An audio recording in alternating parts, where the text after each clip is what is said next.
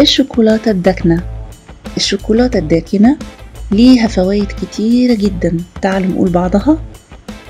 بتحسن تدفق الدم وتخفض من ضغط الدم، بتحسن قدرة الجسم في التصدي لخطر الإصابة بأمراض القلب، تحسين وظائف الدماغ والوقاية من الزهايمر، الحماية من مرض السكري، تعديل المزاج والوقاية من الاكتئاب، تحسين الرغبة الحسية وزيادة الخصوبة، تقليل الكوليسترول بالدم.